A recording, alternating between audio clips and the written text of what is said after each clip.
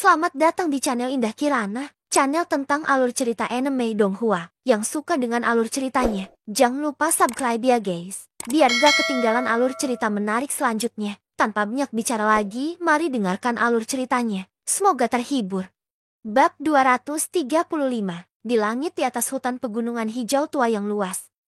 Ruang kosong yang awalnya tenang tiba-tiba menyebarkan lingkaran riak energi seperti air. Sesaat kemudian, ruang kosong itu kembali ke keadaan semula. Sosok manusia yang mengenakan jubah hitam perlahan keluar dari sana. Tatapan Xiaoyan perlahan menyapu dunia hijau giok ini. Sudut mulutnya tanpa sadar terangkat menjadi senyuman. Dia masih ingat dengan jelas janji yang dia buat pada Luo Tua sebelum dia pergi. Itu untuk mendapatkan tempat juara dari Alchemist Grand Meeting. Sekarang, dia benar-benar berhasil. Sosok Xiaoyan muncul di hutan hijau giok dalam sekejap. Saat ini, ada tanah luas di depannya. Xiaoyan melihat 32 pengawal spiritual yang dia temui sebelum dia pergi terakhir kali. Orang-orang ini adalah landasan dari suku ginseng spiritual saat ini. Mereka terbangun dari tidurnya dengan susah payah dan berhasil menangkap Heimu yang sedang dihabisi. Tidak mudah bagi King Mu untuk memberi mereka istirahat dan membiarkan mereka bersantai sejenak. Karena dia pergi terburu-buru terakhir kali, Xiaoyan tidak terlalu memperhatikan mereka pada saat ini.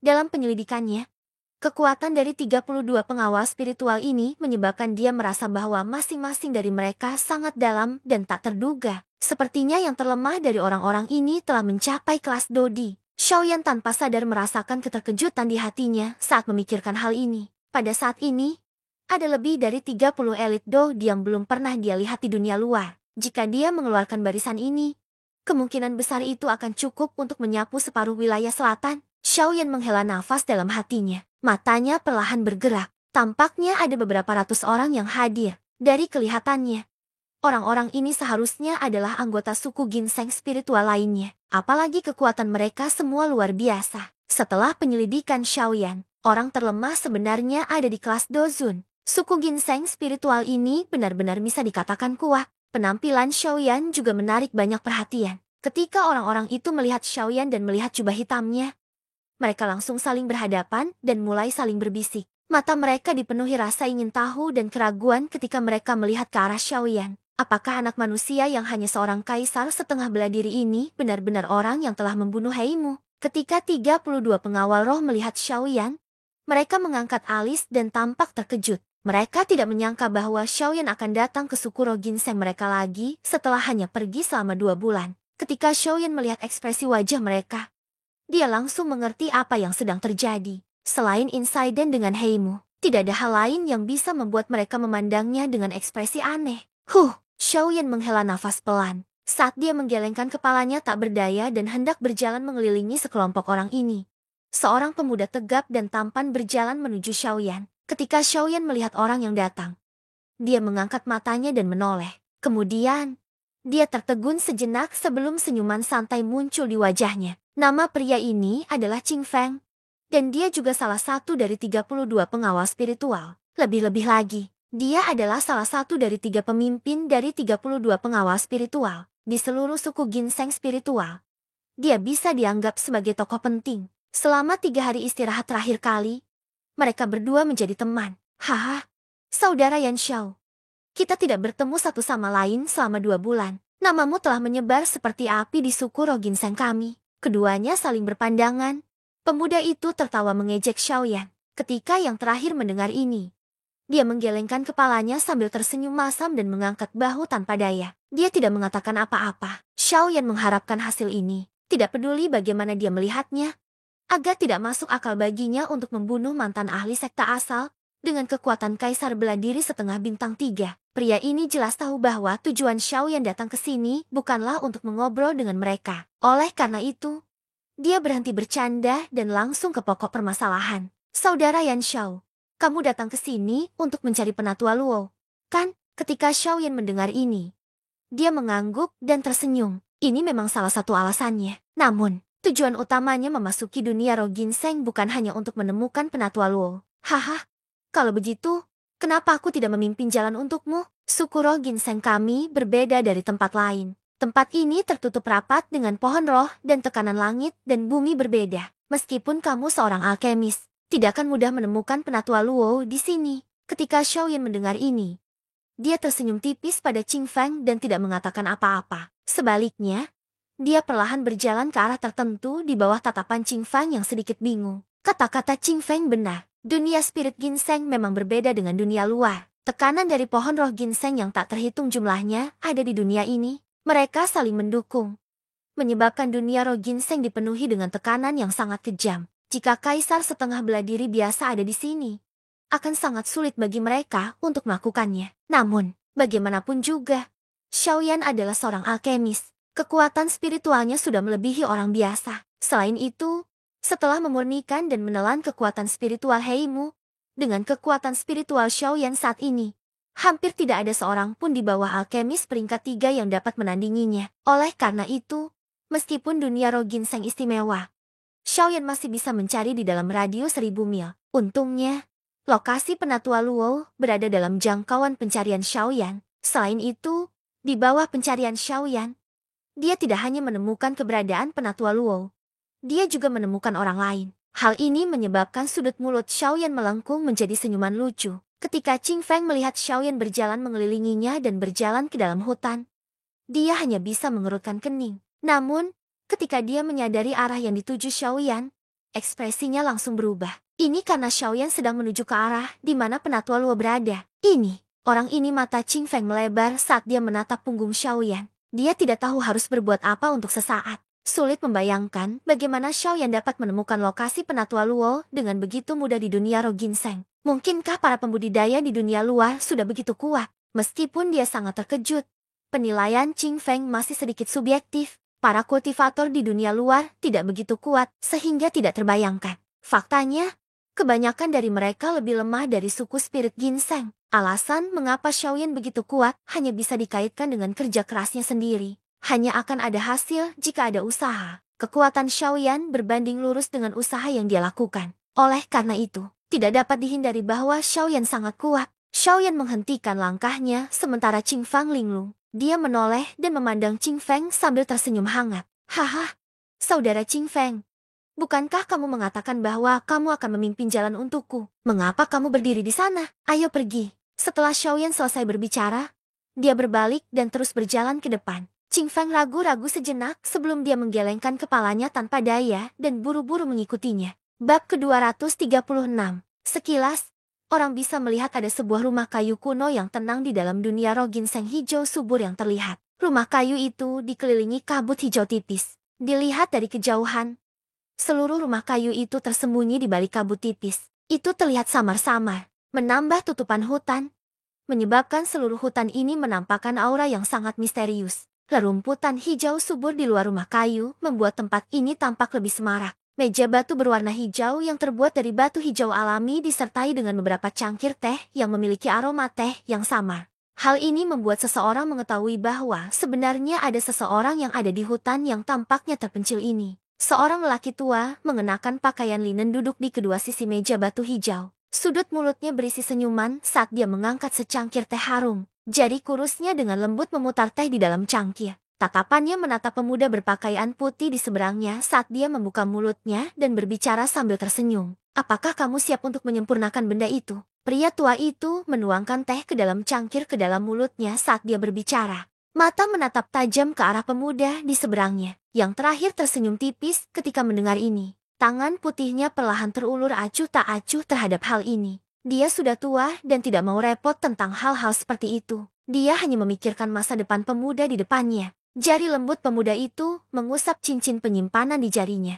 Sebuah cahaya bersinar di tangannya di depan mata lelaki tua itu yang dipenuhi dengan keterkejutan. Sepotong batu giok mirip zamrud berwarna hijau perlahan muncul. Mata keruh lelaki tua di depan pemuda itu segera menjadi cerah saat batu giok itu muncul. Matanya menunjukkan ekspresi puas saat dia menatap pemuda itu. Dia mengangguk dan tertawa. Tidak buruk sama sekali. Heaven Imperial Jade Essence yang berusia lebih dari 3000 tahun. Dengan ini, kamu akan dapat melakukan terobosan ke kelas Do di dalam waktu 2 tahun. Pemuda di depan dari dia mengangguk sedikit setelah kata-kata lelaki tua itu terdengar. Namun, lelaki tua itu mengerutkan kening pada saat berikutnya. Matanya yang keruh menatap pada Heaven Imperial Jade Essence saat dia bertanya dengan agak ragu. Ada apa? Namun, Dari kelihatannya, seharusnya masih ada bunga iblis kerajaan surga. Kan? Namun, itu sudah disempurnakan oleh Yan Xiao. Pemuda itu tersenyum dan membuka mulutnya setelah kata-kata lelaki tua itu terdengar. Matanya tidak mengandung ketidakpuasan apapun. Seseorang hanya akan dapat memperoleh lebih banyak jika tidak serakah. Kalau tidak, jika mata seseorang dibutakan oleh keuntungan kecil di depannya, akan sulit untuk menghindari kata keserakahan di masa depan. Orang tua itu tanpa sadar tertawa ketika mendengar ini. Jarinya memainkan cangkir teh di tangannya sambil tertawa pelan. Hihi. Anak kecil ini benar-benar seseorang yang tidak mau dirugikan. Sambil terkekeh pelan, lelaki tua itu bertukar pandang dengan pemuda di depannya. Lalu, dia perlahan mengalihkan pandangannya dan melihat ke arah hutan yang dipenuhi lapisan tipis kabut hijau. Hehe, aku ingin tahu seperti apa ekspresi dia nantinya, sendirian. Hahaha, kata-kata agak menggoda Xiaoyan keluar dari mulutnya saat dia muncul. Luo tua dengan lembut menegurnya ketika dia mendengar ini. Dia meringkuk mulutnya dan berkata, "Berhentilah mencoba menyanjungku. Ini baru 2 bulan. Perubahan macam apa yang bisa dimiliki orang tua ini? Sebaliknya, kamu sudah mendapatkan juara pertemuan besar alkemis." Xiao yang tersenyum ketika mendengar ini. Dia dengan lembut mengusap ujung hidungnya dan bertukar pandang dengan pemuda di samping Luo tua. Baru kemudian dia membuka mulutnya dan tertawa. Hihi, Luo tua. Apakah ada sesuatu yang tidak kamu ketahui tentang di hutan belantara kuno ini kota? Cih, Luo tua sekali lagi tertawa dan memarahi ketika mendengar kata-kata ini. Dia terlalu malas untuk diganggu. Pemuda di sampingnya juga perlahan berdiri saat ini. Dia memiliki senyum tipis di wajahnya saat dia melihat ke arah Xiaoyan yang juga sedang menatapnya. Haha, saudara Yan Xiao. Bagaimana kabarmu? Tidak disangka kita bertemu di pertemuan besar alkemis. Kita bertemu lagi begitu cepat. Haha. Memang, namun, hal ini juga membenarkan kecurigaan di hati saya. Kakak Luo Jin dan Luo Tua memang memiliki hubungan yang dalam. Xiaoyan juga memiliki senyum tipis di wajahnya. Jelas, dia tidak terkejut dengan Luo Jin di depannya. Kenyataannya, Xiaoyan sudah memiliki kecurigaan di hatinya 2 bulan lalu. Luo Tua juga tersenyum saat melihat ekspresi acuh tak acuh di wajah Xiaoyan. Wajah Luo Jin menunjukkan keterkejutan. Dari kelihatannya, Xiaoyan di depannya jauh lebih tajam dari yang dia bayangkan. Xiaoyan sekali lagi tersenyum saat melihat ekspresi wajah Luo Jin. Dia menghadap Luo Jin dan tertawa. Pavilion Yunin dapat dianggap sebagai faksi kuat di seluruh wilayah selatan. Ketika saya pertama kali melihatnya, saya sudah merasakan bahwa ada batasan yang diberlakukan oleh seorang ahli yang tidak berada di bawah kelas Dodi di dalam Pavilion Yunin. Ketika saya pertama kali bertemu Anda di Pavilion Yunin, penjaga terkuat Pavilion Yunin hanyalah Ban di bintang 8. Penatua Xuan, saya khawatir tidak ada yang akan percaya bahwa tidak ada ahli lain. Luo Jin tanpa sadar mengangkat alisnya ketika dia berbicara sampai saat ini. Dia tidak menyangka bahwa Xiaoyan sudah menyadari hal ini sejak saat itu. Kemunculan Luo tua secara kebetulan membantu saya memastikan hal ini. Yang paling penting adalah nama belakangnya juga Luo. Meskipun kata-kata Xiaoyan sederhana, namun mudah dimengerti. Luo Jin hanya bisa mengangkat bahunya tanpa daya. Dia awalnya berpikir bahwa dia akan bisa mengejutkan Xiaoyan. Tapi dia tidak menyangka bahwa Xiaoyan sudah menebaknya. Kemunculannya hari ini hanyalah untuk membantu Xiaoyan mengkonfirmasi pikiran di dalam hatinya. Mereka bertiga mengobrol santai sebentar. Luo Jin tidak terlalu lama memikirkan topik ini. Namun, dia mau tidak mau bertanya secara tidak langsung tentang Xiaoyan selama percakapan santai mereka. Dia tidak seperti Luo tua yang bisa mengetahui latar belakang Xiaoyan hanya dari penguasa Xuan berak. Dia selalu berpikir bahwa Xiaoyan harus menjadi murid dari suatu faksi misterius di wilayah tengah. Jika tidak, bagaimana Xiaoyan memperoleh keterampilan do kelas tinggi dan teknik rahasia misterius yang hanya ada di wilayah tengah? Xiaoyan tidak berani gegabah saat menghadapi semua ini. Lupakan Luo Jin.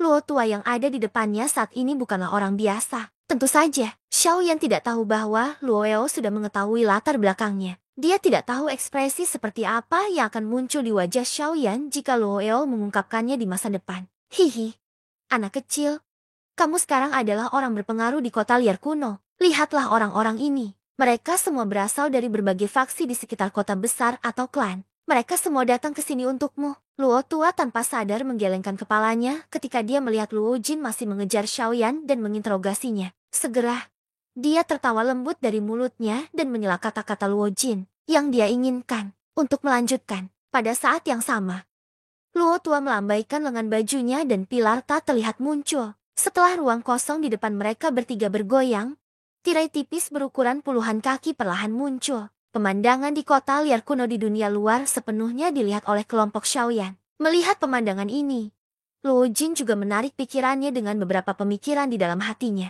Tatapannya juga melihat ke tirai cahaya besar di depannya. Xiaoyan mengerutkan bibirnya sebagai tanggapan. Dia merasa sangat tidak berdaya di dalam hatinya. Dia melihat kumpulan hitam kepala manusia di tirai tipis dan tertawa getir. Luo tua, jangan mengejekku. Jika bukan karena mereka, aku tidak perlu bersembunyi di sini. Luo tua tanpa sadar tertawa terbahak-bahak saat mendengar ini. Ia tidak menyangka kalau juara Alchemist Grand Meeting tahun ini justru dikejar oleh sekelompok orang yang tidak ada hubungannya hingga ia tidak punya tempat untuk bersembunyi. Sungguh menggelikan. Sebagai tanggapan, Xiaoyan hanya bisa memutar matanya dengan keras ke arah kerumunan di tirai tipis. Luo Jin juga memiliki senyuman tipis di sudut mulutnya. Tatapannya dengan santai menyapu tirai tipis. Setelah itu, dia sekali lagi menatap Xiaoyan dan tertawa. Saudara Yan Xiao. Sekarang setelah pertemuan besar alkemis telah berakhir, rencana apa yang kamu punya selanjutnya? Ketika sampai pada topik utama, ekspresi Xiaoyan segera berubah menjadi serius. Luo tua tersenyum sambil melihat kedua orang di depannya. Hatinya dipenuhi dengan harapan untuk mereka berdua. Dua anggota generasi muda di depannya dapat dianggap sebagai eksistensi luar biasa di antara generasi muda di seluruh benua. Luo Jin berasal dari wilayah tengah. Tentu saja, tidak perlu membicarakan bakatnya. Jika dia fokus pada kultivasinya, mengingat kemampuannya, selama dia diberi cukup waktu, pasti akan ada tempat baginya di masa depan benua ini. Adapun Xiaoyan, meskipun dia bukan seseorang dari benua ini, mengingat kemampuan dan bakat kultivasinya yang menakutkan, pencapaian Xiaoyan di masa depan mungkin tidak kalah dengan murid-murid dari wilayah tengah. Saat Xiaoyan mendengar kata-kata Luo Jin, alisnya terangkat dengan lembut. Menurut rencananya, dia harus langsung menuju ke wilayah barat setelah pertemuan besar alkemis berakhir. Namun, meski pertemuan besar alkemis telah berakhir, masih ada satu hal yang ada di pikiran Xiaoyan. Haha, sebelumnya, dengan bantuan Old Luo, aku mendapatkan undangan Lightning Void Pool dari leluhur keluarga Li. Aku juga gak penasaran dengan apa yang disebut Lightning Void Pool. Jika ada kesempatan kali ini, aku ingin masuk dan melihatnya. Pada saat yang sama, aku juga akan menerobos ke alam kaisar setengah bintang 4.